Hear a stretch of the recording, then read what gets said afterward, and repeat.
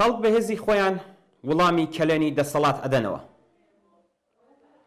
لە درێژەی ژاراویکردنی زنجیرەی قوتابخانەکان لە 6 مانگی ڕابردوودا ئەم جارە قوتابیان لە ژمارەیەک لە قوتابخانەکانی سنە بە گازی شیمیایی ژاراوی کران. هەرەو جۆرەی کە پێشتریش وتومان، ڕژیم بەم کردارەی تۆڵە لە کچان و ژنان و لە ڕاستیدا لە سەرجەم کۆمەڵگەی ناڕازی ئێران کە ئاپارتایدی جنسیەتی و هەڵاواردنی نهادینەکراو لە دژی ژنان لەوە زیاتر تەحمل نەکردووە و ناکەن دەکاتەوە.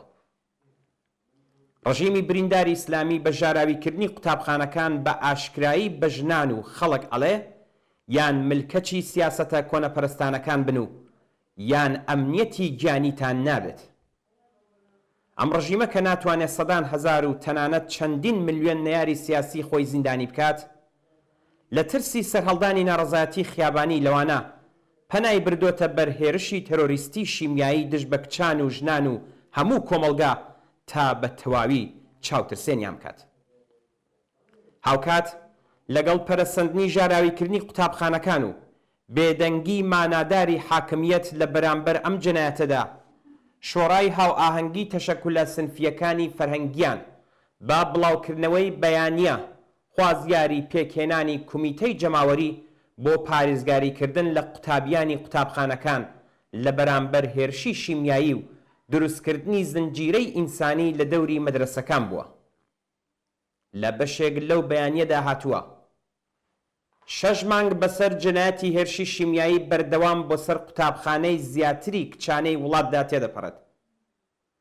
وێڕای کاردانەوەی جاروباری کاربەدەستان، ئەم هێرشانە چەندین جار لەلایەن خەڵک کە سوکاری قوتابیان، مامۆستایان و ناوەندە نێونەتەوەیەکانەوە مەحکوم کراوە و بەگشتی خوازیاری دەست بەسەرکردنی ئامران و بکەرانی ئەم زنجیرە جنایەتن.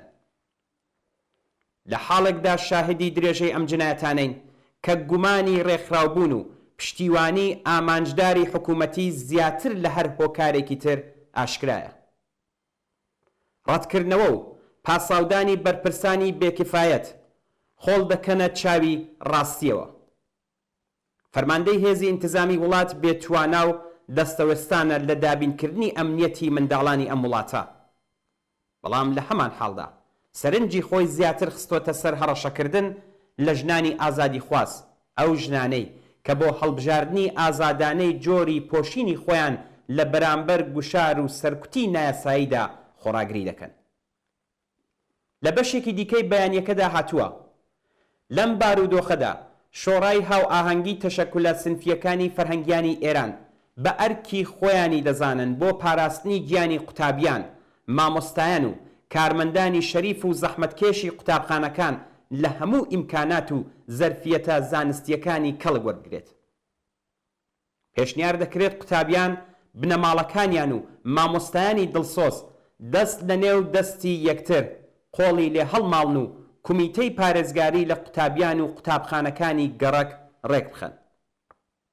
ئەگەر ئامران و بکرانی ئەم جنایەتە کارە ساتبارە نەناسرێن، محاکەمە و دادگایی و سزا نەدرێن، مامۆستایان ناچارن بۆ پاراستنی گیانی قوتابیان کلاسەکانی دەرز لەسەر شەقامەکان بەڕێوەبەرن و داواش لە کومیتەکانی پاراستنی جەماوەری و والدەین دەکات زنجیرەی ئینسانی بە دەوری قوتابیاندا بکێشن. بەیانیەکە لە کۆتاییدا دەڵێ شۆڕای هاو ئاهەنگی تەشەکولە سنفیەکانی فەرهەنگیانی ئێران ئەگەر بێت و هێرشە شیمیاییەکان بە خێرایی ڕانەگیرێت و ئامران و بکرانی ئەم جنایەتە مەترسیدارە سزای دادوەرانەی قەزایی نەدرێن، لە گشت پۆتانسیێلەکانی خۆی بۆ بەرەنگار بوونەوە کەڵک وەردەگرێت. شۆڕای هاو ئاهەنگی ڕێکخراوە سنفیەکانی فەرهەنگیانی ئێران بە نێونەرایەتی لە مامۆستایان سەبارەت بە سناریۆی ژاراویکردنی قوتابیان بێدەنگ نابێت و لە ئەگەری بەردەوامبووری ئەم کارە ساتە نامرۆڤانەیە لە هەفتەکانی داهاتوودا لەگەڵ مامۆستایانی سەر تا سەری وڵات لەسەر شەقامەکان وەڵامێکی گونجاو بەم ئەفکارە هەڵە و کۆنەپەرستانەیەی دەمارگرژەکان ئەداتەوە.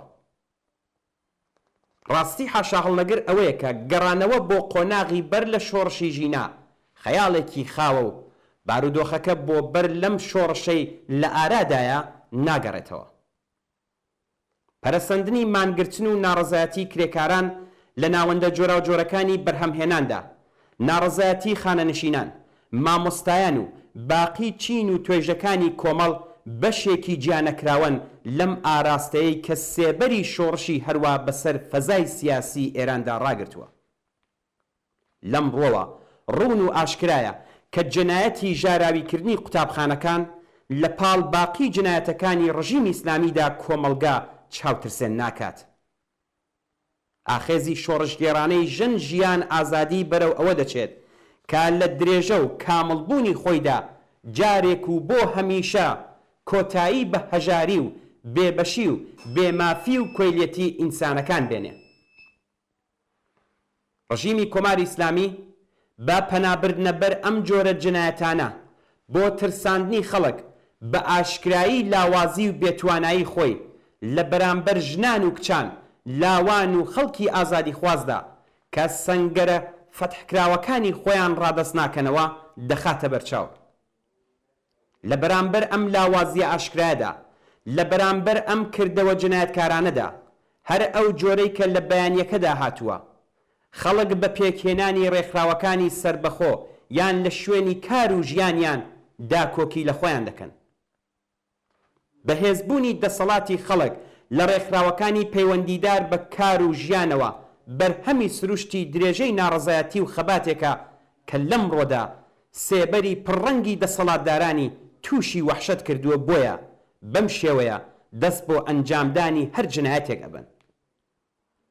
بە دەستپێکردنی مانگرتنی کرێکاری بە پەرەستاندنی ناڕەزایەتیەکان دژ بە بارودۆخی بەڕێوەچوون و دژ بە داسەپاندنی حیجابی ئیجباری، ژماردنی پێچەوانە بۆ ڕزگاری یەکجاری لە دەست باندە مافیایی و گەندەڵە ئیسلامیەکان دەستی پێکردووە و دەستپێکی کۆتایی هاتنی ئەم حکوومەتە مەزهەبی و جنایەتکارە لە ئاسۆی سیاسیدا دەرکەوتووە.